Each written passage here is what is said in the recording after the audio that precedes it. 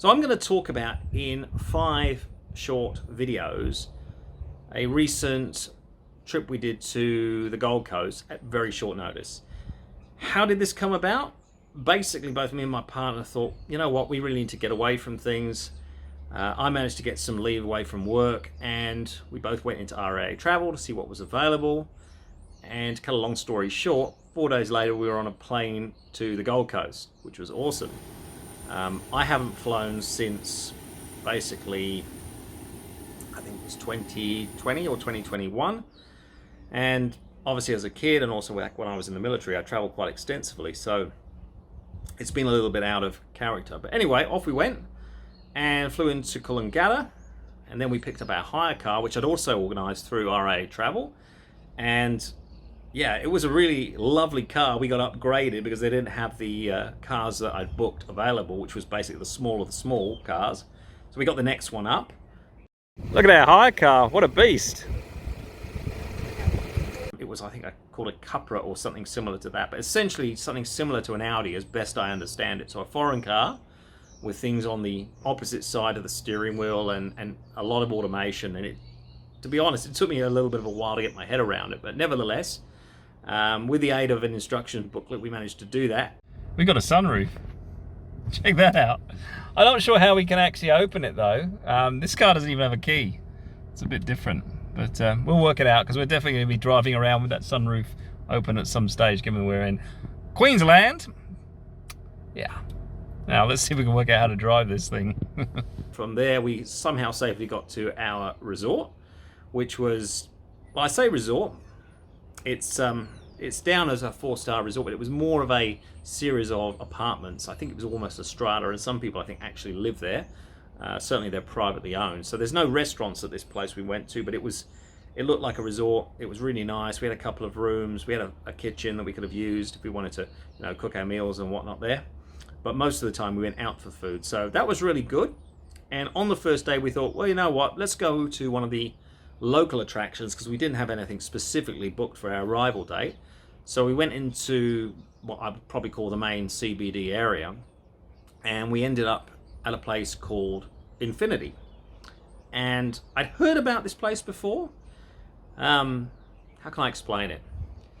It's essentially, if you think about a series of maybe a fun house, mirrors, lots of lights, strobes, haunted houses, dark rises they're often called now. Put it all together and a series of challenges to get through, and that's essentially what Infinity is. And it's really quite overpowering on the senses, and if you don't like small spaces or you don't like mazes or the dark or flickering lights, it's quite confusing, but it was quite good, fun and challenging to get through. But I really enjoyed it. Imagine a place where the fun never ends, where your mind is stretched beyond belief, where you laugh uncontrollably and are surprised by the unexpected, where the unreal actually becomes real. Take the trip. Infinity Attraction, Surfers Paradise. The fun never ends. And I've included a little bit of footage here from the attraction itself with their consent, so thank you very much. And yeah, I really recommend, if you're in the Central Business District, go to Infinity. You guys will love it, the kids will love it. It's a family attraction, and it's also close to some other things that you might also want to have a look at, like Ripley's Believe It or Not, which we did as well, and lots of good restaurants and things like that. So that's what we did on the first night. Then I don't actually recall where we ate, but there was a lot of restaurants. I think we went to a Thai restaurant on the first night, and there's plenty to pick from. And then it was, off back to our hotel. And from there, an early night, because the following day we were going to Warner Brothers Movie World, and I'll leave that for the next video.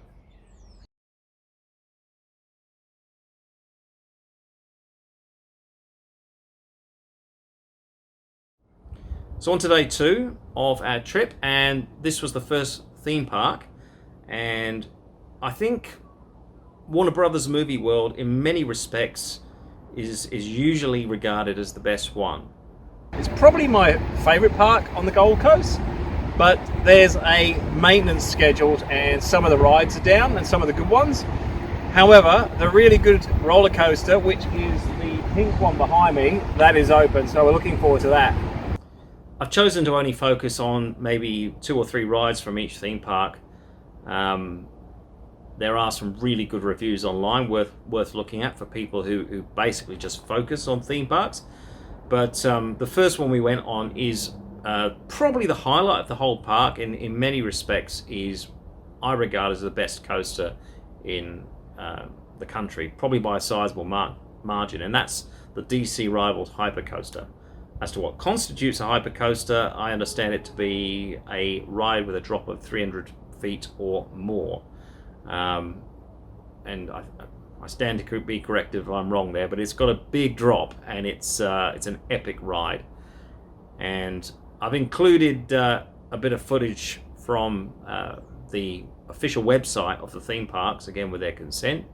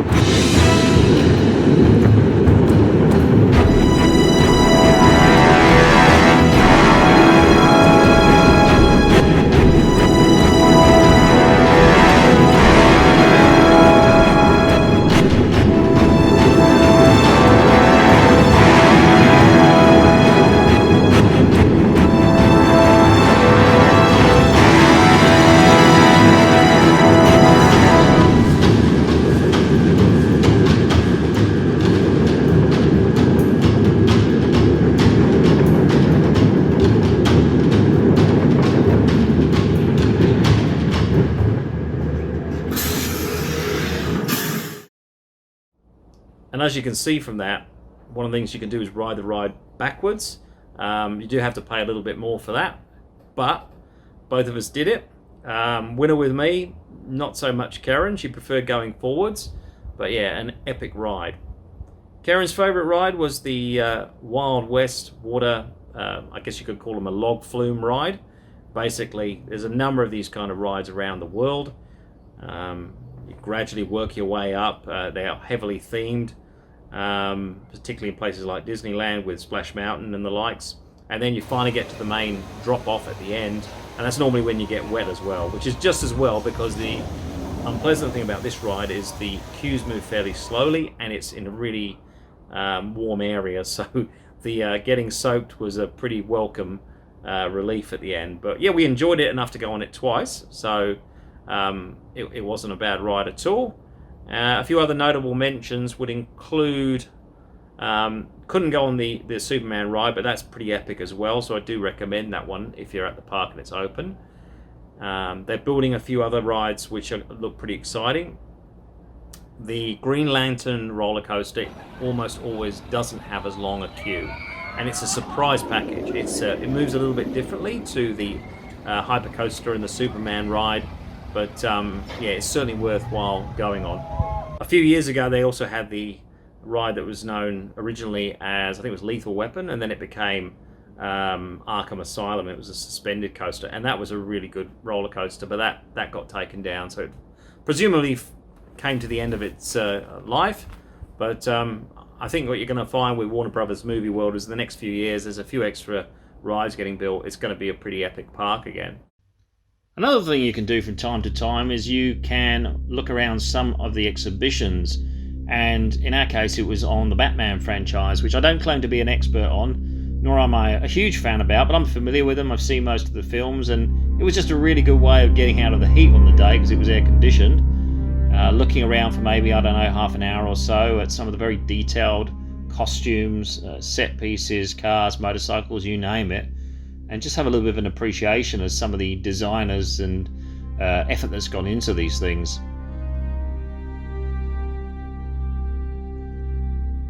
And now for something completely different. The Hollywood Stunt Driver show, I'm ashamed to say, was something we missed out on. We left it too late.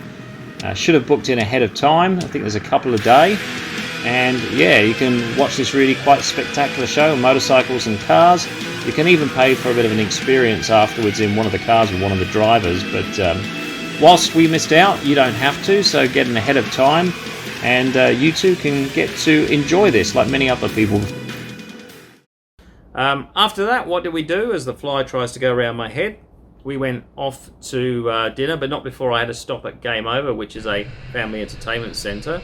You could do some rock climbing if you want, laser tag, but for me, I had to have a go on the go-karts because that's what I do. Electric go-karts, haven't fully fallen in love with those yet, I have to say. But the track was pretty good, but you do find the electric go-kart just, slowing down at certain points, like when it's coming down the hill. And that, I think, is just a safety device that they put on them. But yeah, it was all right. We were going to go to a few go-kart tracks when we were there, so stay tuned for that.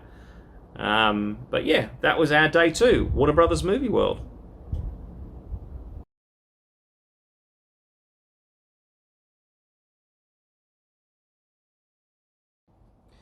So, on to day 3. It is another very humid day on the Gold Coast, and it just happens to be my 49th birthday. We're heading off to Wet and Wild theme park, which is right next to where we were yesterday. And yeah, not a bad place to be when it's a hot day.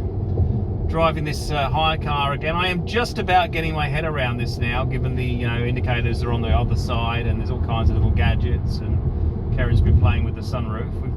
We've just about got to the point where we're able to drive the car and not thinking it's going to go forward instead of reverse or vice versa. So that's a good thing. It's quite a nice car to drive, but I still prefer my 4-wheel drive any day of the week. So yeah, looking forward to some, hopefully lots of the rides are open this year. It'll be good to see some of the rides that were shut the last time I came to the Gold Coast, but we'll see. I think it's fair to say that I didn't have the highest of expectations of this theme park, because the last time I'd gone there, about 5 or 6 years ago, it was a bit of a disappointment because I was expecting there to be more thrill rides, or in this case thrill slides, open. Steep drops, really fast, and they were either in the process of being dismantled or they were shut down for maintenance. So what we were left with was, yeah, as I say, it was a bit of a letdown. But on this occasion, I didn't go with those expectations. And straight away, the first thing was, weather was nice, there wasn't huge crowds, there were no lineups. So yeah, we just made a beeline for the rides we wanted to go on. Unfortunately, the Aqua Loop was not open, and I found out that that's also probably going to be dismantled. So hopefully Wet and Wild builds some other thrill slides that would be really good attractions. I think they're a little bit lacking at the moment, to be honest, but we still had a really good day. Went on a number of slides, enjoyed them. We started off with Kamikaze, no lineup, and went straight around, did it again. The Kamikaze is quite a steep drop. You're in this sort of like little boat, little raft, one person at one end, one at the other. One person sees the drop, the other person sort of feels it going backwards, and you just go up and back, and eventually, you know, get to the finish. But it's not a particularly long ride, and at least if we want to do it a few times, as we did, we could just go around and do it again. Right next to it is the Tornado, and again, it's a similar sort of thing. It's a steep drop, and then you go into this sort of cone-like area with a, I don't know what I call it, it's like a little channel at the end, and you go through it. But that's quite fun as well, but pretty short. After those, we went around and looked at some of the other slides. There was one that I don't remember being open the last time I was in Queensland, and that was the Super Ripper. I did actually quite enjoy that. That was a little bit faster than some of the other slides, a little bit narrower, and it had these coloured, clear bits of perspex that gave you the impression that there was different light, lots of little light, a light show as such that you would go through, but it was just the sun coming through this clear, coloured perspex, whereas the rest of it was dark, and that was pretty cool. So that was a winner. Black hole was always a winner, good fun to do with someone else.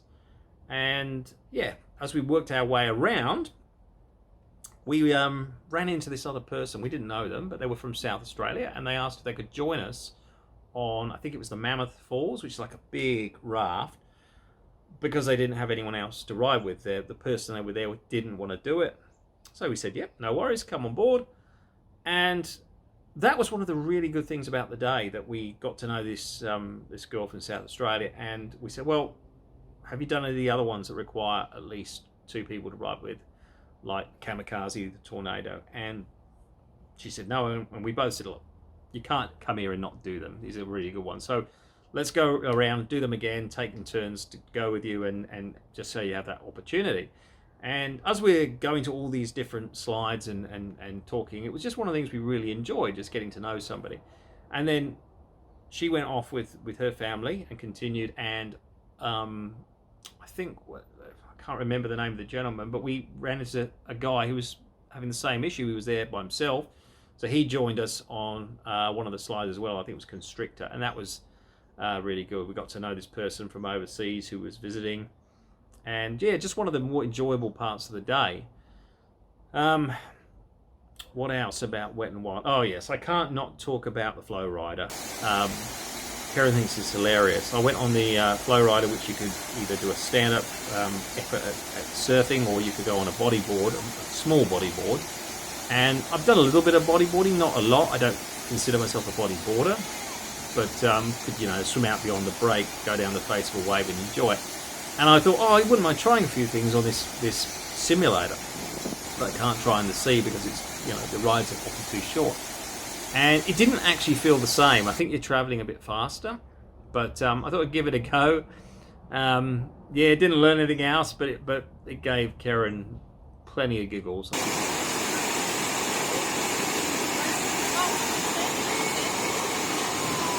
Yeah, she couldn't stop laughing when I came off a few times. So, have to give it a go though, don't you? So in the evening, we went out to Slideways, which is an indoor go-kart track, 3 levels. It's a large track, takes over 50 seconds to go around. And as the name suggests, you slide. Okay, it's like drifting. And I wasn't sure how I'd take to that, because generally I drive bitumen, that's what you're trying to avoid. But I have to say, I had an absolute ball. It was great. And there weren't a lot of people there when we got there. Had a couple of goes, and I reckon we ended up going around about half a second off the fastest lap of the day, so it wasn't terrible. And yeah, highly recommend it. It was one of the things I probably enjoy. Hadn't been there before, but if you're on the Gold Coast, drop in at Slideways and give it a go. So that was the 3rd day. next video will be about SeaWorld.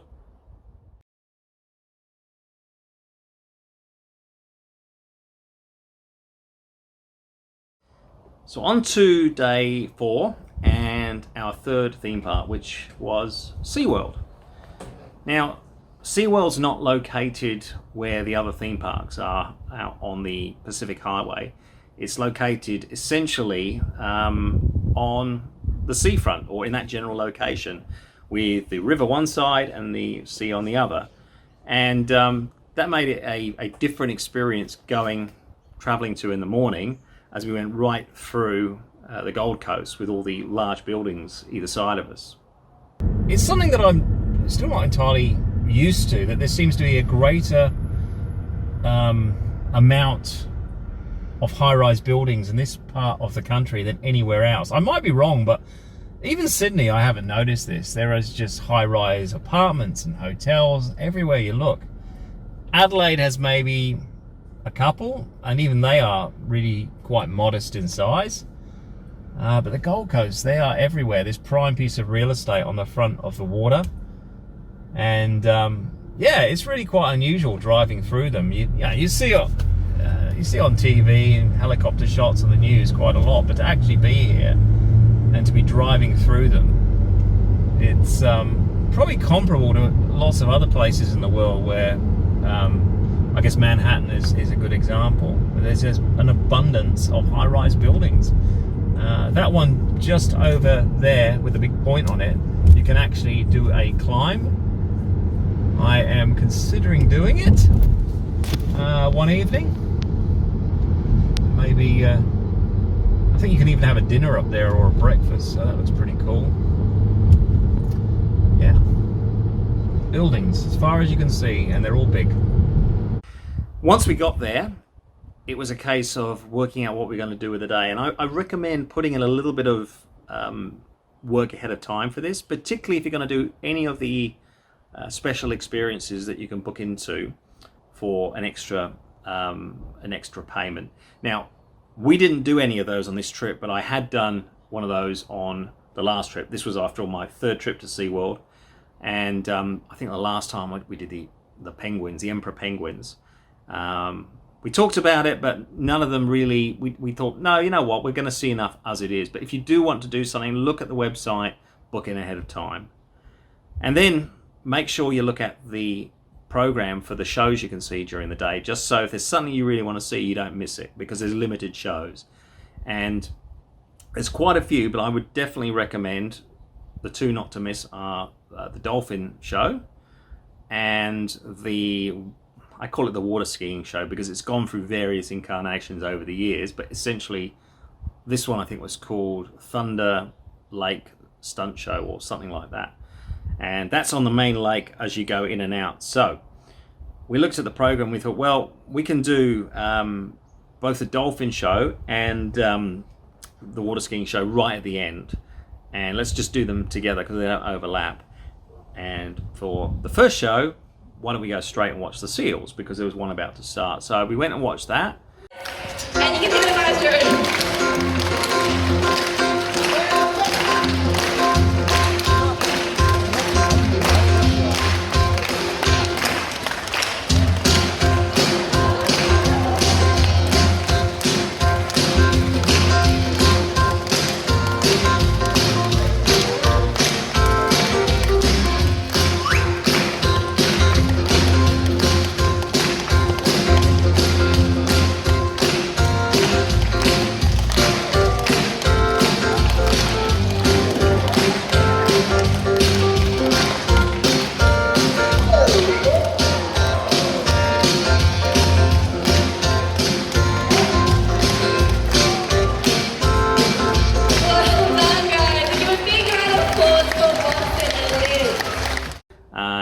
That's probably a good show for the kids. And once we'd seen that, we decided to start doing some of the rides and some of the exhibits you can just walk through during the day. So, first ride we went to was the new ride they built, Leviathan. This is a really good roller coaster that's wooden. And you don't see too many wooden roller coasters these days. They're normally the old ones that have been kept around at some parks for historical purposes. But this was built intentionally out of wood because, and I asked some of the staff about it, and they said, yeah, their understanding was people like that rougher ride you get from a wooden roller coaster. So that was the project. So they built this roller coaster. There's no loops in it, but some of the best things about roller coaster are drops and, as I say, the high-speed turns and things like that. And it's really good. Heavily themed, which is something that I have identified when it comes to talking about how do Australian theme parks differ to US theme parks. Why are they not at the same level? And it comes down to theming most of the time. That our theming is much more wafer thin, and in the US they layer it on really thick. So you could be lining up for a ride at Disneyland or the Universal Studios or Disney World or anything like that, and also some places in Europe that do the same, it must be said. And right from the point where you start lining up, it's kind of a show, right?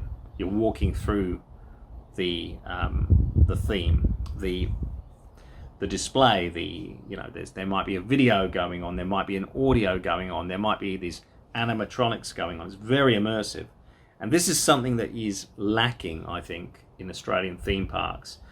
But we're getting better at it. I think it's something that people are starting to look at. And Leviathan is actually pretty good in that it's got a lot more work that's gone into it. And then once you've finished up your initial bit of lining up, you go in inside the building, which is air conditioned, which was another bonus when we were there because it was another hot, humid day. And as soon as you go inside, there is basically all these screens that are meant to be windows, like you're meant to be underwater. And you're seeing sea monsters go past and things like that, which is the central theme of Leviathan, as you might gather. And then you come to the roller coaster, and you get in and you go and have the ride, and it's a really good ride. And then you go back out, as I say, through the theming again. And a little bit of extra work has gone into it. I'd like to see more of that, so that was really good. The other thing with Leviathan, you can go backwards, which I did. Karen wasn't keen to do it this time, but it was quite an aggressive sort of ride, bumpy, and but I quite enjoyed it. It was another good fun experience. You've got to pay a bit extra again, much like at Movie World, but is it worth it? Yeah. If you don't have to do, in fact, you won't have to do the big lineups if you pay for it, because you will go straight to the front of the queue for going backwards, because a lot of people don't pay for it. But heavily recommended. Don't miss Leviathan if you like coasters. There's a couple of other ones also to do. Storm is part roller coaster, part log flume, I guess. You go up, do the coaster section of it, big drops, whatnot, and then you go into the water, get a bit wet, and the ride essentially then floats, just like the Wild West log flume ride at Movie World does. And I'd like to see it a bit longer, to be honest, but it's a good ride. And again, the theming for Storm is pretty good. It's certainly getting soaked when you hit the water is quite welcome, so don't miss that one. The other one is the jet coaster, which is a short ride, but it's not bad. It's watching some of the other reviews of the roller coasters within Australia. This one actually gets quite a good rap from people. And the other bonus is I don't normally see longer lines waiting for it, so worthwhile do it.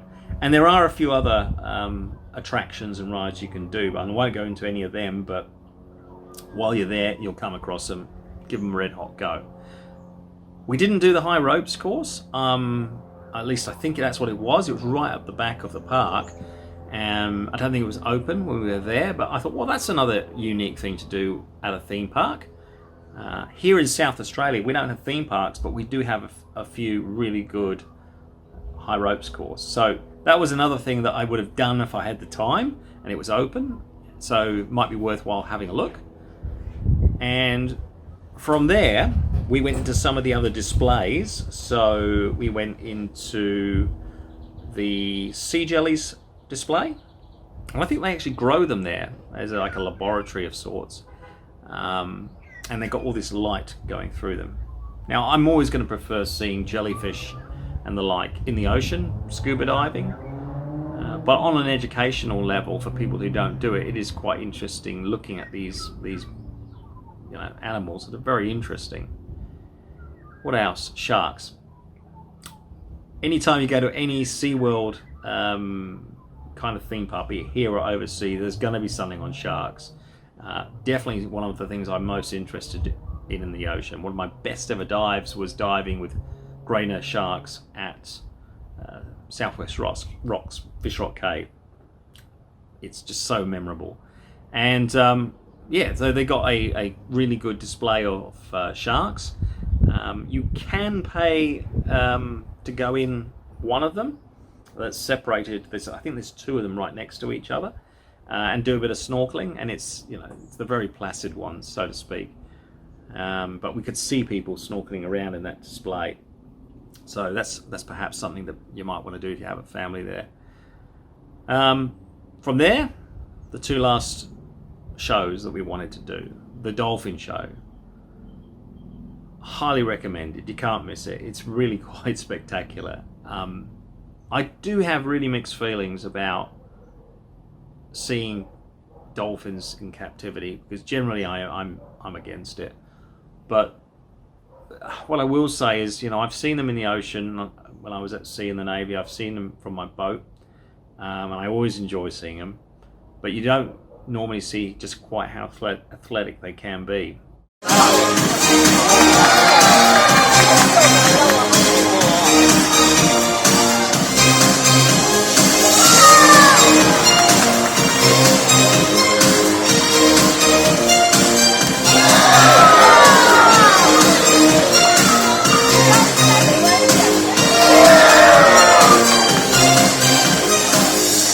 Teach them to do that, I'm not really sure. Yeah, we really enjoyed that show, and from there it was just a very short walk to the main lake for the Thunder Lake stunt show, the water skiing show, and that was pretty specky too. What's your reaction when you do? Front flip. Alright, we'll see your front flip. We'll race you Jada. Alright, slip. Let's go! And they've also included a BMX rider into it. I don't know when they did it, but it wasn't there the last time. It's a new addition. So that was a great way to finish. And then as we were going out, and this is how sometimes you can be a bit lucky, we, for whatever reason, ended up talking to one of the employees who was selling or promoting other experiences from SeaWorld, like things that they did outside. And one of them was a SeaWorld dinner cruise. And we missed dinner the night before when we went to Slideways. It was just too late and things were shut. So we thought, well, we're going to eat tonight, and why not? Let's just stay down here. We haven't planned anything, and go on this dinner cruise. Let's have a look around the waterways and the rivers, because that wasn't something we were planning to do on this trip. So we got on it with very little notice, not expecting anything, and it was, I think, for both of us, the highlight of our trip to the Gold Coast. Sometimes that's what happens when you don't expect things to be really good. You have no expectations, but it was lovely. It was great. It was the sun went down. It was beautiful. We were on the upper decks. We went amongst all these, the residential areas, up all the backwaters, under the bridges, and it was just beautiful. Well, we're on a nice dinner cruise that we decided to do at the last moment, as it was being promoted at SeaWorld, and this is absolutely gorgeous here, and the weather's playing, and yeah, just loving the scenery, going up and down the waterways. Can't recommend it enough. And the food was really good, the service was really good, the musician was really good, the guitarist, sorry.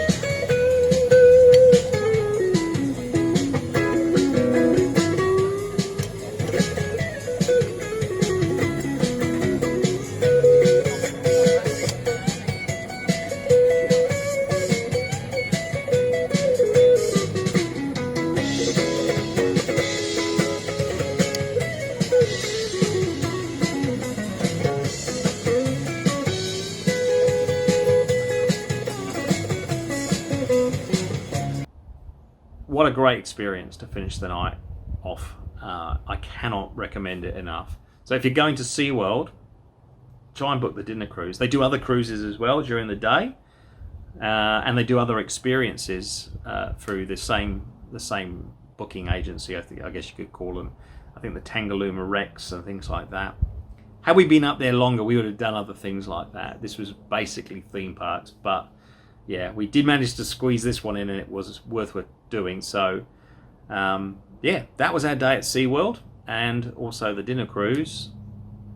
Yeah, probably our best day we spent on the Gold Coast.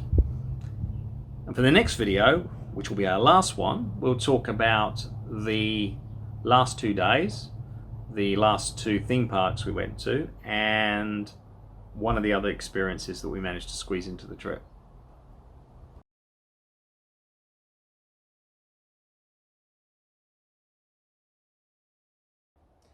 This is going to be the final chapter in our series on the attractions of the Gold Coast. Dreamworld. So after a really good night on the dinner cruise last night, we are on to day 4 and Dreamworld. But we got a 2-day pass, so that also includes WhiteWater World, which is next door. We can either do, like, you know, half and half one day, then come back and do it again, or we can do 1 day here and 1 day at WhiteWater World. Haven't quite worked it out.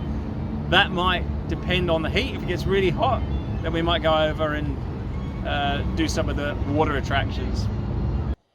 It's kind of a strange park because they're in the process of, I guess, renovating it, rebuilding it, renewing it. A lot of rides have been decommissioned, and I think the catalyst for this in part was that several years ago there was a fatal accident on one of the rides, and that one, as you might imagine, got shut down. It got investigated, but a lot of others have followed. And you go in there and it feels like it's kind of a park in between 2 lives at the moment, because I remember what it used to be like, and it bears no resemblance to that. But it's in the process of that rebuild, and some of the rides are pretty good. So you first of all come in the gates, and I can't not mention there was a bit of a palaver with the redeeming of our tickets, and that took a long time. It took about 45 minutes. And it wasn't a busy day, so yeah, you know, digital technology is all well and good, but sometimes it just complicates things. But finally we got in the park, happy face on again, and I said, let's go straight to Steel Taipan, this new shiny roller coaster. Pretty good coaster. I wouldn't say it's up there with DC Rivals or Leviathan, but it has a really big redeeming factor, which I'm kicking myself that I didn't get to enjoy, and that is the rear-facing seats that you can pay for on Steel Taipan spin, and it just changes the whole ride for people doing that. And I thought it was shut. I thought you couldn't actually do the rear-facing seats, so I didn't pay for it, and I found out later you could have on the day. And I hear they're the best ones out of all 3 coasters because of this spinning, so we missed out on that. Highly recommended to go and give it a go. And yeah, if you do it, put in the comments section what you think about it, because it's one of the things I do want to do if we ever go back. From there, the next ride we went to was probably the next big thrill attraction that was open on the day, and that was the Giant Drop. And this is the biggest giant drop ride in the country. It's pretty good. I can't say that this was this let me down at all. So later in the day, because it wasn't busy, it was very quiet, and there weren't queues, I just said to the person running it, can I just stay on rather than having to go around? You know, there's no queue. And later in the day, they actually let me do that. So I said, right, well, let's see if we can how many times we can do this in a row. And so I did 10 further times in a row on the Giant Drop. And by the end of it, I was like, yeah, this is pretty good. View's pretty good. Down we go again. And I'm like thinking, the thrill's starting to wear off now. Maybe I need to take this to a new level. And it was then that I actually started thinking about, should I actually get into skydiving? It's one of those things I've never done. But yeah, who's to say where this little seed will lead down the track? But I was thinking that might be something to do. And stay with me on this, because this led to one of the attractions we did later in this video. After that, we went on some of the smaller attractions because, you know, if you're there, you might as well give it a go. And then we went to one of the real surprises, that it's another new attraction called Sky Voyage, which is basically a virtual reality trip through over various scenery in Australia, tourist attractions, including stuff in South Australia that we may yet do. And it's just stunning. It's really good. And as you're getting moved around in the sea, I'm sure you've seen these kind of rides in you know, Disneyland and places like that.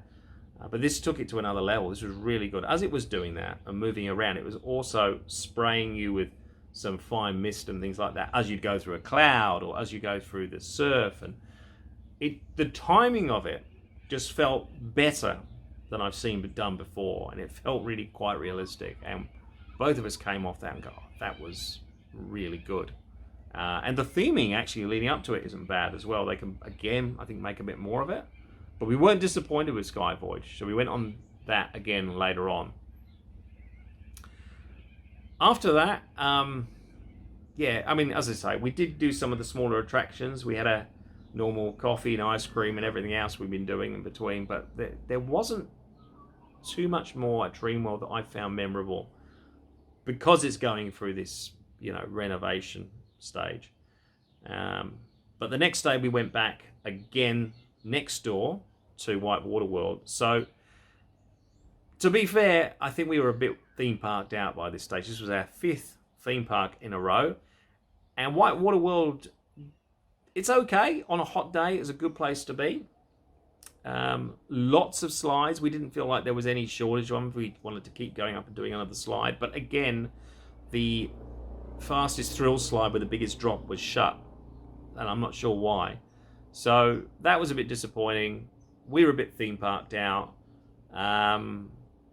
Worthwhile doing, perhaps, if you've got maybe 2 half days, half a day in Dreamworld, half a day in WhiteWater World, or maybe 2 days and you're staying somewhere close to the parks. But I think at that point, when we left a little bit earlier, this one, and I was still thinking about the previous day when we'd been doing the giant drop, and I thought, I think I want to maybe try skydiving. We are in the traffic heading back to Surfers, and what we may do, or what I may do, is go to this place called iFly, which is like an indoor skydiving centre.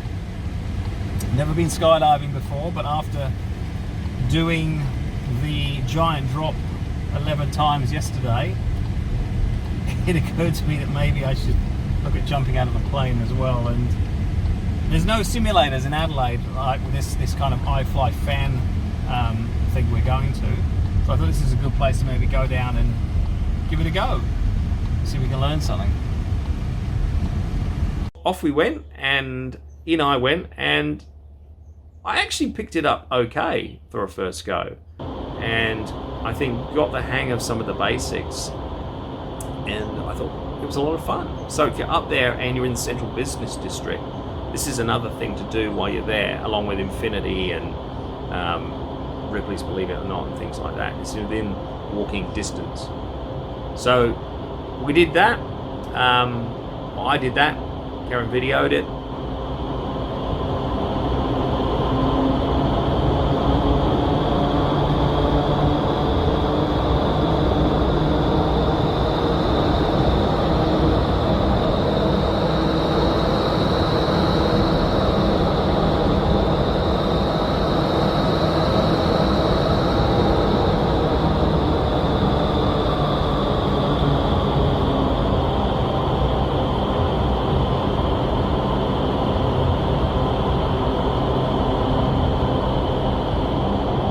And then we went out and I looked at the SkyPoint climb, and we just weren't organised enough to book into it, unfortunately.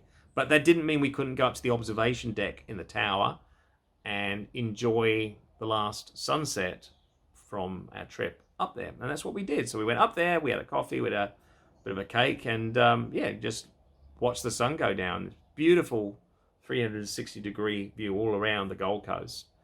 And that essentially capped off our 6-day trip. So the next day, drove back to the airport. Glad the car got back in one piece.